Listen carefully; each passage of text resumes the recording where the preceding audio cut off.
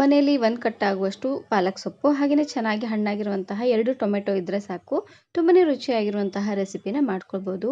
ಹಾಗಾದರೆ ಬನ್ನಿ ತಡ ಮಾಡದೆ ರೆಸಿಪಿನ ಶುರು ಮಾಡೋಣ. ಇದನ್ನು ಮಾಡಲಿಕ್ಕೆ ಮೊದಲು ನಾನಿಲ್ಲಿ 1 ಕಟ್ ಆಗುವಷ್ಟು ಪಾಲಕ್ ಸೊಪ್ಪನ್ನು ತಗೊಂಡಿದ್ದೀನಿ. ಆದಷ್ಟು ಈ ರೀತಿಯಾಗಿ ಚೆನ್ನಾಗಿ ಬಿಡಿಸಿ ಇದನ್ನು ಚೆನ್ನಾಗಿ ತೊಳ್ಕೊಂಡು ತಗೊಳ್ಬೇಕು. ಸ್ವಲ್ಪ ದಪ್ಪ ದಂಟನ್ನು ತೆಗೆದು ಈ ರೀತಿಯಾಗಿ ಎಳೆ ದಂಟಿದ್ರೆ ಅದನ್ನು ಹಾಕ್ಕೊಳ್ಳಿ. ಇವಾಗ ನಾನಿಲ್ಲಿ ಪಾಲಕ್ ಸೊಪ್ಪನ್ನು ಕಟ್ ಮಾಡ್ಕೊಳ್ತಾ ಇದ್ದೀನಿ. ಆದಷ್ಟು ಜಿಗ್ಜಾಗ್ ಚಾಕುವಿಂದ ಕಟ್ ಮಾಡ್ಕೊಳ್ಳಿ, ಅಂದರೆ ನೀಟಾಗಿ ಕಟ್ ಆಗುತ್ತೆ. ಪೂರ್ತಿ ದೊಡ್ಡದಾಗೂ ಬೇಡ, ಪೂರ್ತಿ ಸಣ್ಣದಾಗೂ ಬೇಡ, ಮೀಡಿಯಮ್ ಸೈಜಲ್ಲೇ ಕಟ್ ಮಾಡ್ಕೊಂಡು ತಗೊಳ್ಳಿ. ಇದನ್ನು ಹೇಗಿದ್ರೂ ಬೇಯಿಸೋದಿದೆ, ಹಾಗಾಗಿ ಪೂರ್ತಿ ಹಾಕಿಬಿಟ್ರೆ ಚೆನ್ನಾಗಿ ನುಣ್ಣದಾಗಿ ಆಗೋದಿಲ್ಲ ನೋಡಿ. ಹಾಗಾಗಿ ಸ್ವಲ್ಪ ಈ ರೀತಿಯಾಗಿ ಪಾಲಕ್ ಸೊಪ್ಪನ್ನು ಕಟ್ ಮಾಡಿ ಹಾಕ್ಕೊಳ್ತಾ ಇದ್ದೀನಿ. ನಾನಿಲ್ಲಿ ಪೂರ್ತಿ 1 ಕಟ್ ಆಗುವಷ್ಟು ಪಾಲಕ್ ಸೊಪ್ಪನ್ನು ಹಾಕ್ಕೊಳ್ತಾ ಇದ್ದೀನಿ. ನೀವು ಸ್ವಲ್ಪ ಜಾಸ್ತಿ ಜನ ಇದ್ದರೆ ಜಾಸ್ತಿ ಪಾಲಕ್ ಸೊಪ್ಪನ್ನು ಹಾಕ್ಕೊಳ್ಳಿ. 2 ಕಟ್ಟು ಅಥವಾ 3 ಕಟ್ಟಾದರೂ ಹಾಕ್ಕೊಳ್ಳಿ, ಚೆನ್ನಾಗಿರುತ್ತೆ. ನಾನು ಪಾಲಕ್ ಸೊಪ್ಪನ್ನು ಬಳಸಿ ಇದೇ ರೀತಿಯಾಗಿ ಬಹಳಷ್ಟು ವೆರೈಟಿ ಆಗಿರುವಂತಹ ರೆಸಿಪಿನ ಅಪ್ಲೋಡ್ ಮಾಡಿದ್ದೀನಿ. ವಿಡಿಯೋ ನೋಡಿಲ್ಲ ಅಂದರೆ ಈ ವಿಡಿಯೋ ಕೊನೆಯಲ್ಲಿ ಹಾಕಿರ್ತೀನಿ ನೋಡಿ, ಚೆಕ್ ಮಾಡಿ. ಇದೇ ರೀತಿ ಉಳಿದಿರುವಂತಹ ಎಲ್ಲ ಪಾಲಕ್ ಸೊಪ್ಪನ್ನು ಈ ರೀತಿಯಾಗಿ ಕಟ್ ಮಾಡಿಕೊಂಡು ತಗೊಂಡಿದ್ದೀನಿ.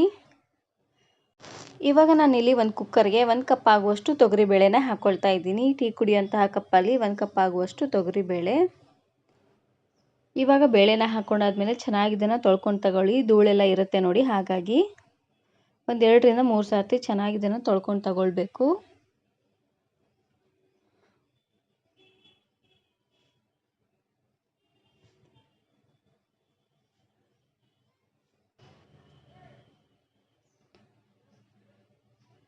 ಇವಾಗ ನಾನಿಲ್ಲಿ ಇದಕ್ಕೇನೆ ಇನ್ನು ಸ್ವಲ್ಪ ನೀರನ್ನು ಹಾಕ್ಕೊಳ್ತಾ ಇದ್ದೀನಿ. 1 ಗ್ಲಾಸ್ ಆಗುವಷ್ಟು ನೀರನ್ನು ಹಾಕ್ಕೊಂಡ್ರೆ ಸಾಕಾಗುತ್ತೆ.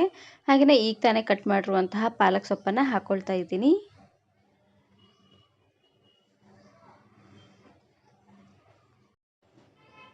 ಹಾಗೆಯೇ 1/4 ಚಮಚ ಆಗುವಷ್ಟು ಅರಶಿನ ಪುಡಿ, 1 ಗಡ್ಡೆ ಆಗುವಷ್ಟು ಬೆಳ್ಳುಳ್ಳಿನ ಹಾಕ್ಕೊಳ್ತಾ ಇದ್ದೀನಿ. ಎಲ್ಲವನ್ನು ಹಾಕ್ಕೊಂಡು ಕುಕ್ಕರ್ ಮುಚ್ಚಳನ ಮುಚ್ಚಿ ಒಂದು 3 ರಿಂದ 4 ವಿಸಿಲ್ ಕೂಗಿಸ್ಕೊಂಡು ತಗೊಳ್ಬೇಕು. ಬೇಳೆ ಹಾಗೆ ಸೊಪ್ಪು ಎಲ್ಲ ಚೆನ್ನಾಗಿ ನುಣ್ಣದಾಗಿ ಬೇಯಬೇಕು ನೋಡಿ, ಹಾಗಾಗಿ. ಇವಾಗ ನಾನಿಲ್ಲಿ ಒಂದು ಪ್ಯಾನ್ಗೆ ಸ್ವಲ್ಪ ಎಣ್ಣೆನ ಹಾಕ್ಕೊಳ್ತಾ ಇದ್ದೀನಿ. ಒಂದು 4 ರಿಂದ 5 ಚಮಚ ಆಗುವಷ್ಟು ಎಣ್ಣೆನ ಹಾಕ್ಕೊಂಡ್ರೆ ಸಾಕಾಗುತ್ತೆ.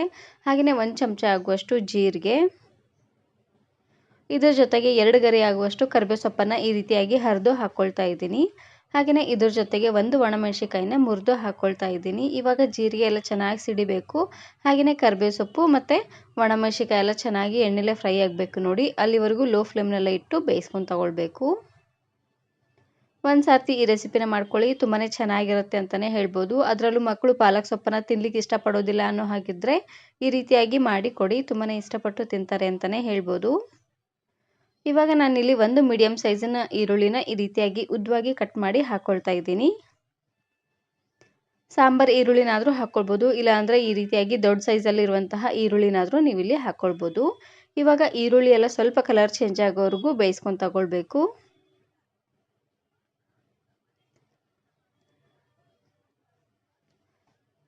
ಇವಾಗ ನೋಡ್ತಾ ಇರ್ಬೋದು ಬೇಳೆ ಹಾಗೆಯೇ ಸೊಪ್ಪು ಚೆನ್ನಾಗಿ ನುಣ್ಣದಾಗಿ ಬೆಂದಾಗಿದೆ, ನೋಡ್ತಾ ಇದ್ದೀರಲ್ವ. ಈ ರೀತಿಯಾಗಿ ಪೂರ್ತಿ ನುಣ್ಣದಾಗಿ ಇದನ್ನು ಬೇಯಿಸ್ಕೊಂಡು ತಗೊಳ್ಬೇಕು. ಸ್ವಲ್ಪ ಬೇಳೆ ಥರ ಇದ್ದರೆ ಚೆನ್ನಾಗಿರೋದಿಲ್ಲ ನೋಡಿ, ಹಾಗಾಗಿ. ಇವಾಗ ನಾನಿಲ್ಲಿ ಸ್ಮ್ಯಾಶರ್ನ ಸಹಾಯದಿಂದ ಈ ರೀತಿಯಾಗಿ ನುಣ್ಣದಾಗಿ ಸ್ಮ್ಯಾಶ್ ಮಾಡ್ಕೊಳ್ತಾ ಇದ್ದೀನಿ. ಬೇಳೆ, ಸೊಪ್ಪು ಹಾಗೆಯೇ ಬೆಳ್ಳುಳ್ಳಿ ಎಲ್ಲ ಚೆನ್ನಾಗಿ ನುಣ್ಣದಾಗಿ ಸ್ಮ್ಯಾಶ್ ಮಾಡ್ಕೊಳ್ಬೇಕು.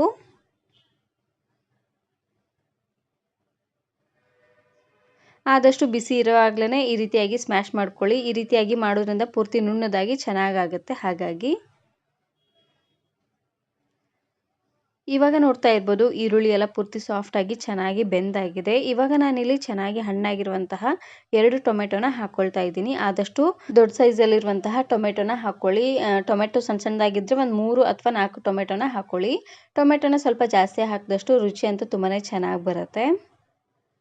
ಹಾಗೆಯೇ ಇದಕ್ಕೆ ನಾನಿಲ್ಲಿ ರುಚಿಗೆ ತಕ್ಕಷ್ಟು ಉಪ್ಪನ್ನು ಹಾಕ್ಕೊಳ್ತಾ ಇದ್ದೀನಿ. ಉಪ್ಪನ್ನು ಈ ಟೈಮಲ್ಲಾದರೂ ಹಾಕ್ಕೊಳ್ಬೋದು, ಇಲ್ಲಾಂದರೆ ನಾವು ಬೇಳೆನ ಸ್ಮ್ಯಾಶ್ ಮಾಡ್ಕೊಂಡಿದ್ವಿ ನೋಡಿ, ಆವಾಗಾದರೂ ಹಾಕ್ಕೊಳ್ಬೋದು. ಹಾಗೆಯೇ ಇದ್ರ ಜೊತೆಗೆ ನಾನಿಲ್ಲಿ 1/4 ಚಮಚ ಆಗುವಷ್ಟು ಅರಶಿನ ಪುಡಿನ ಹಾಕ್ಕೊಳ್ತಾ ಇದ್ದೀನಿ. ಯಾಕಂದರೆ ನಾವು ಮೊದಲೇ ಬೇಳೆನ ಬೇಯಿಸುವಾಗ ಆವಾಗ 1/4 ಚಮಚ ಆಗುವಷ್ಟು ಅರಶಿನ ಪುಡಿನ ಹಾಕ್ಕೊಂಡಿದ್ದೀವಿ ನೋಡಿ, ಹಾಗಾಗಿ. ಹಾಗೆಯೇ ದೊಡ್ಡ ಚಮಚದಲ್ಲಿ 1 ಚಮಚ ಆಗುವಷ್ಟು ಹಸಿರು ಮೆಣಸಿನಕಾಯಿ ಚಟ್ನಿನ ಹಾಕ್ಕೊಳ್ತಾ ಇದ್ದೀನಿ. ಹಸಿರು ಮೆಣಸಿನಕಾಯಿ ಚಟ್ನಿನ ಯಾವ ರೀತಿಯಾಗಿ ಮಾಡೋದು ಅಂತ ಆಲ್ರೆಡಿ ವಿಡಿಯೋ ಅಪ್ಲೋಡ್ ಮಾಡಿದ್ದೀನಿ. ವಿಡಿಯೋ ನೋಡಿಲ್ಲ ಅಂದರೆ ಈ ವಿಡಿಯೋ ಕೊನೆಯಲ್ಲಿ ಹಾಕಿರ್ತೀನಿ, ನೋಡಿ ಚೆಕ್ ಮಾಡಿ. ಲಾಸ್ಟಲ್ಲಿ 1 ಚಮಚ ಆಗುವಷ್ಟು ಸಾಂಬಾರ್ ಪುಡಿ ಮಸಾಲಾನ ಹಾಕ್ಕೊಂಡು ಚೆನ್ನಾಗಿ ಇದನ್ನು ಈ ರೀತಿಯಾಗಿ ಮಿಕ್ಸ್ ಮಾಡಿಕೊಂಡು ಮೇಲ್ಗಡೆ ಮುಚ್ಚಳನ ಮುಚ್ಚಿ ಇದನ್ನು ಬೇಯಿಸ್ಕೊಂಡು ತಗೊಳ್ಬೇಕು. ಟೊಮೆಟೊ ಎಲ್ಲ ಸಾಫ್ಟ್ ಆಗಬೇಕು ನೋಡಿ, ಅಲ್ಲಿವರೆಗೂ ಲೋ ಫ್ಲೇಮ್ನಲ್ಲೇ ಇಟ್ಟು ಬೇಯಿಸ್ಕೊಂಡು ತಗೊಳ್ಳಿ. ಒಂದು ಸಾರ್ತಿ ಈ ರೀತಿಯಾಗಿ ಹಸಿರು ಮೆಣಸಿನಕಾಯಿ ಚಟ್ನಿನ ಮಾಡಿಟ್ಕೊಂಡ್ಬಿಟ್ರೆ ಪಲ್ಯಗಳಿಗೆ ಹಾಗೆಯೇ ಸಾಂಬಾರಿಗೆಲ್ಲ ಹಾಕ್ಕೊಳ್ಬೋದು, ತುಂಬಾ ಚೆನ್ನಾಗಿರುತ್ತೆ. ಇವಾಗ ನಾನು ಇಲ್ಲಿ ಮೇಲ್ಗಡೆ ಮುಚ್ಚಳನ ಮುಚ್ಚಿ ಟೊಮೆಟೊ ಎಲ್ಲ ಸ್ವಲ್ಪ ಸಾಫ್ಟ್ ಆಗೋವರೆಗೂ ಬೇಯಿಸ್ಕೊಳ್ತಾ ಇದ್ದೀನಿ. ಇವಾಗ ನೋಡ್ತಾ ಇರ್ಬೋದು ಟೊಮೆಟೊ ಎಲ್ಲ ಪೂರ್ತಿ ಸಾಫ್ಟಾಗಿ ಚೆನ್ನಾಗಿ ಬೆಂದಾಗಿದೆ. ಇವಾಗ ನಾನಿಲ್ಲಿ ಸ್ಮ್ಯಾಶರ್ನ ಸಹಾಯದಿಂದ ಪೂರ್ತಿ ನುಣ್ಣದಾಗಿ ಇದನ್ನು ಸ್ಮ್ಯಾಶ್ ಮಾಡ್ಕೊಳ್ತಾ ಇದ್ದೀನಿ. ಈ ರೀತಿಯಾಗಿ ಮಾಡೋದ್ರಿಂದ ಟೊಮೆಟೊ ಅಲ್ಲಿರುವಂಥ ಹುಳಿ ಎಲ್ಲ ಚೆನ್ನಾಗಿ ಬಿಟ್ಕೊಳ್ಳುತ್ತೆ. ಹಾಗಾಗಿ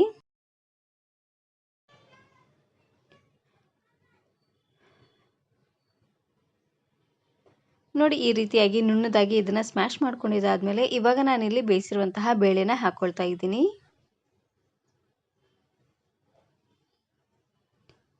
ನೋಡಿ ಬೇಳೆನ ಹಾಕ್ಕೊಂಡು ಇದಕ್ಕೇನೆ ಸ್ವಲ್ಪ ನೀರನ್ನು ಹಾಕ್ಕೊಂಡು ಚೆನ್ನಾಗಿ ಇದನ್ನು ಕುದಿಸ್ಕೊಂಡು ತಗೊಳ್ಬೇಕು. ಇದನ್ನು ನೀವು ಚಪಾತಿ, ರೋಟಿ ಹಾಗೆಯೇ ಬಿಸಿ ಬಿಸಿಯಾಗಿರುವಂತಹ ಅನ್ನದ ಜೊತೆಗೆ ಈ ರೀತಿಯಾಗಿ ದಾಲು ಹಾಗೆಯೇ ಸ್ವಲ್ಪ ತುಪ್ಪನ ಹಾಕ್ಕೊಂಡು ತಿಂತಾ ಇದ್ದರೆ ತುಂಬಾ ರುಚಿಯಾಗಿರುತ್ತೆ ಅಂತಲೇ ಹೇಳ್ಬೋದು.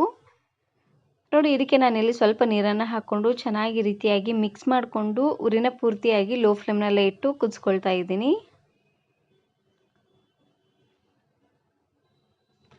ಒಂದು ಸಾರ್ತಿ ಈ ರೆಸಿಪಿನ ಮಾಡ್ಕೊಳ್ಳಿ, ತುಂಬಾ ರುಚಿಯಾಗಿರುತ್ತೆ ಅಂತಲೇ ಹೇಳ್ಬೋದು. ನೋಡಿ ಲಾಸ್ಟಲ್ಲಿ ಇದಕ್ಕೇ ಸ್ವಲ್ಪ ಸಣ್ಣದಾಗಿ ಕಟ್ ಮಾಡಿರುವಂತಹ ಕೊತ್ತಂಬರಿ ಸೊಪ್ಪನ್ನು ಹಾಕ್ಕೊಂಡು ಚೆನ್ನಾಗಿ ಇದನ್ನು ಕುದಿಸ್ಕೊಳ್ತಾ ಇದ್ದೀನಿ. ಇವಾಗ ನೋಡ್ತಾ ಇರ್ಬೋದು ಚೆನ್ನಾಗಿ ಕುದಿ ಬರ್ತಾ ಇದೆ. ಇವಾಗ ಉರಿನ ಪೂರ್ತಿಯಾಗಿ ಲೋ ಫ್ಲೇಮ್ನಲ್ಲೇ ಇಟ್ಟು ಇನ್ನೊಂದು 3 ರಿಂದ 4 ನಿಮಿಷವರೆಗೂ ಚೆನ್ನಾಗಿ ಇದನ್ನು ಕುದಿಸ್ಕೊಂಡ್ರೆ ಆಯಿತು. ತುಂಬಾ ರುಚಿಯಾಗಿರುವಂತಹ ಪಾಲಕ್ ದಾಲ್ ರೆಸಿಪಿ ರೆಡಿಯಾಗಿ ಹೋಗ್ಬಿಡುತ್ತೆ. ಬಿಸಿ ಬಿಸಿಯಾಗಿರುವಂತಹ ಅನ್ನದ ಜೊತೆಗೆ ಈ ರೀತಿಯಾಗಿ ಪಾಲಕ್ ದಾಲು ಹಾಗೆಯೇ ಸ್ವಲ್ಪ ತುಪ್ಪ, ಅದ್ರ ಜೊತೆಗೆ ಸೈಡ್ ಡಿಶ್ ಆಗಿ ಮಿರ್ಚಿ ಬಜ್ಜಿ ಏನಾದರೂ ಮಾಡಿಕೊಂಡ್ರೆ ತುಂಬಾ ರುಚಿಯಾಗಿರುತ್ತೆ ಅಂತಲೇ ಹೇಳ್ಬೋದು. ಅದರಲ್ಲೂ ಈ ಚಳಿಗೆ ಈ ರೀತಿಯಾಗಿ ಬಿಸಿ ಬಿಸಿಯಾಗಿರುವಂತಹ ಪಾಲಕ್ ದಾಲನ್ನು ಮಾಡ್ಕೊಳ್ಳಿ, ತುಂಬಾ ರುಚಿಯಾಗಿರುತ್ತೆ. ಈ ವಿಡಿಯೋ ಇಷ್ಟ ಆದರೆ ಈಗಲೇ ಒಂದು ಲೈಕ್ ಬಟನನ್ನು ಕ್ಲಿಕ್ ಮಾಡಿ ಫ್ರೆಂಡ್ಸ್ ಆ್ಯಂಡ್ ಫ್ಯಾಮಿಲಿ ಜೊತೆಗೆ ಶೇರ್ ಮಾಡಿ. ಹಾಗೆಯೇ ಮತ್ತಷ್ಟು ಹೊಸ ರೆಸಿಪಿಗಾಗಿ ವರ್ಣಿಕಾ ಅಡುಗೆ ಮನೆ ಯೂಟ್ಯೂಬ್ ಚಾನಲನ್ನು ಸಬ್ಸ್ಕ್ರೈಬ್ ಮಾಡ್ಕೊಳ್ಳಿ. Thank you. Thanks for watching.